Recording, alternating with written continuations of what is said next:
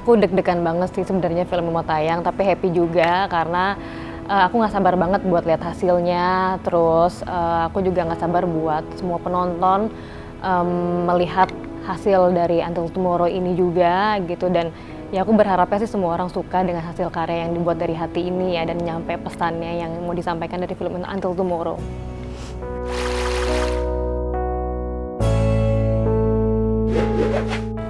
Oke, pertama kali sebenarnya aku ditawarin project Until Tomorrow itu tepatnya pas lagi pandemi tahun 2020. Aku dikasih skripnya gitu. Jadi itu waktu itu aku pas lagi aku baca di rumah, dan yang bikin aku tertarik banget karena emang jalan ceritanya sih. Jalan ceritanya tuh menurut aku bener-bener yang sedih banget. Aku ngerasa kayak tersentuh banget dengan jalan ceritanya sendiri gitu. Dan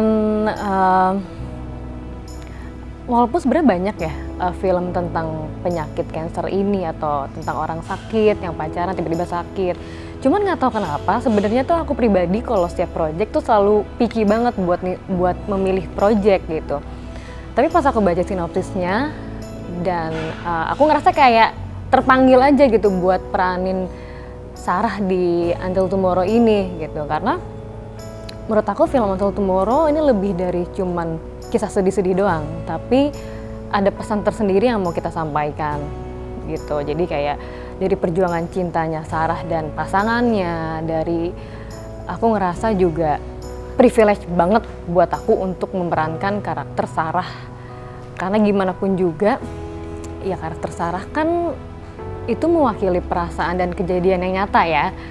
Jadi kayak such an honor banget buat aku untuk mendapatkan kesempatan yang luar biasa banget, dan tanggung jawabnya juga menurut aku juga ada gitu untuk mewakili mereka para survivor cancer di luar sana gitu.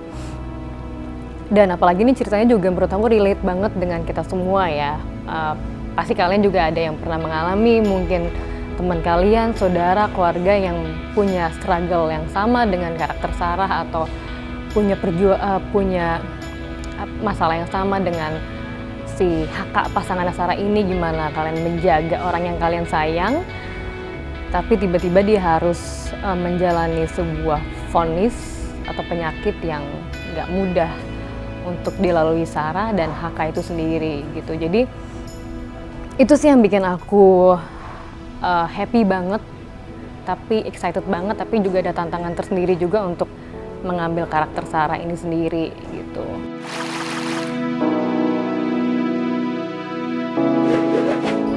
Aduh, serius, ini kayak bener-bener susah-susah gampang, nggak gampang banget juga, tapi kenapa aku bilang susah-susah gampang, karena yang tadi aku bilang ya, karena Sarah itu mewakili perasaan dan kejadian yang nyata yang terjadi di sekitar kita. Apalagi kan ini emang cerita dari kisah nyata diangkatnya.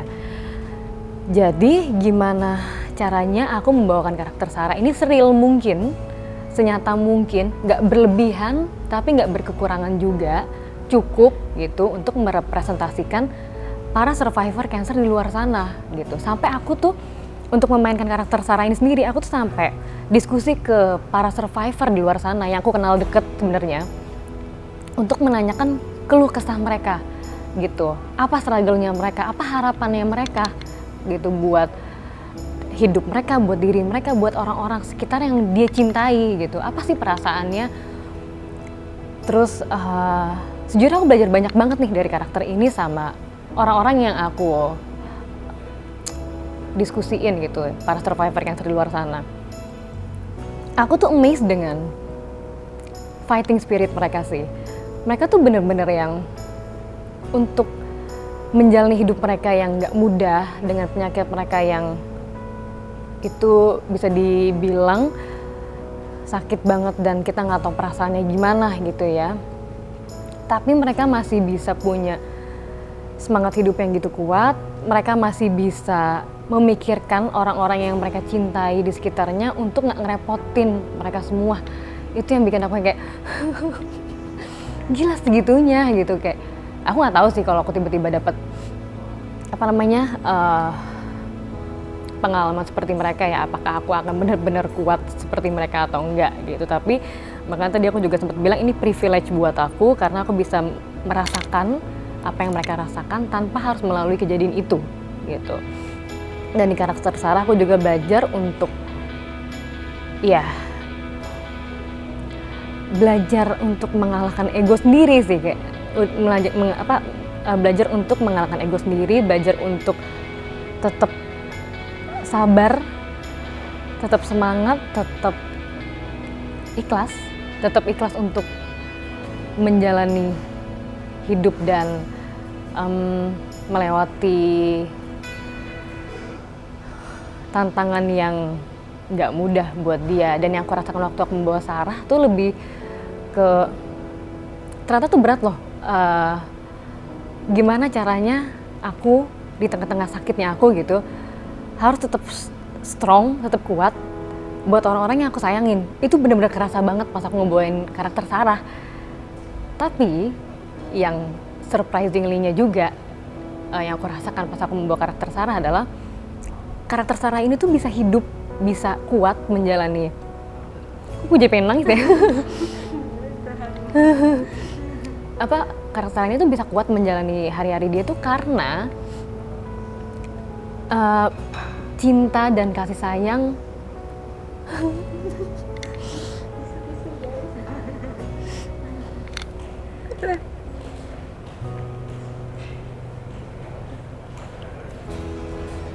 Boleh tisu nggak?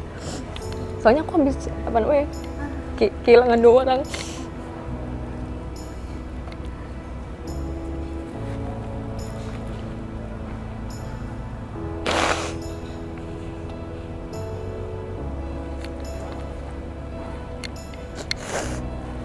Gila, buat ngomong aja susah banget, gimana buat jadi dia. Soalnya aku habis kehilangan 2 orang dengan dengan kasus yang sama. Karena kan di sini kan Sarah sebenarnya tuh kanker darah. Dan gak lama ini tuh aku kayak habis kehilangan 2 orang dengan penyakit yang sama. Jadi kayak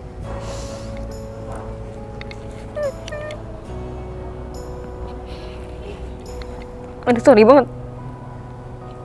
Sorry. Jadi kayak aku kayak recall aja gitu loh buat jelasinnya.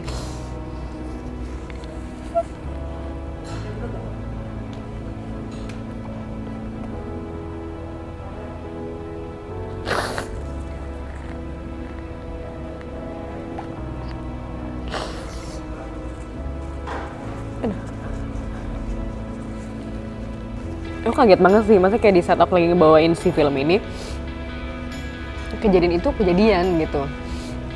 Itu orang-orang yang kenal, maksudnya yang deket sama aku. Dan sebenarnya yang tadi aku bilang aku sempat diskusi sama survivor cancer di luar sana adalah orang-orang ini yang aku wawancarai gitu. Jadi sebenarnya pas film ini mau tayang, aku tuh pengen mereka tuh nonton sebenarnya.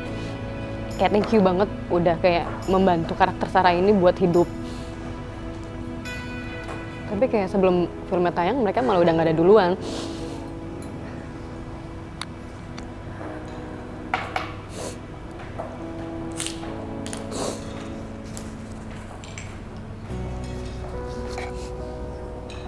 Jadi yang surprisingly itu sih, masa aku bisa merasakan apa yang mereka rasakan gitu. Gimana kayak Sarah ini tetap harus kuat untuk orang-orang yang menyayangi dia gitu. Karena kan gimana pun juga Sarah ini tuh, dia gak mau lah ngelihat orang-orang sekitarnya itu kerepotan atau gak sedih gitu. Jadi kayak sekuat itu sih karakternya Sarah.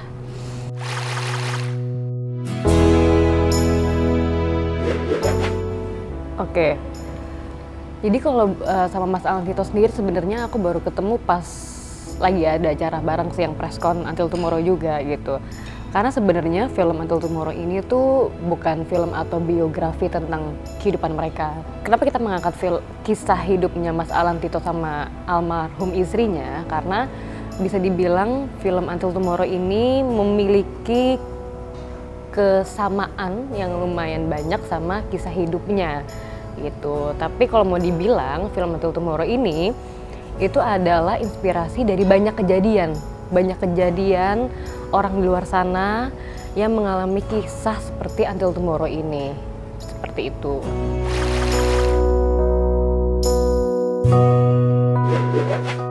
Oke, harapannya yang pastinya sih Until Tomorrow ini memiliki kesan tersendiri buat kalian, para penonton gitu. Karena kan, gimana pun juga film ini kan sebenarnya bisa dibilang ini personal buat aku, tapi aku nggak tahu kalian apakah memiliki kesamaan cerita di Until Tomorrow ini gitu ya. Aku berharap film itu bisa memberikan,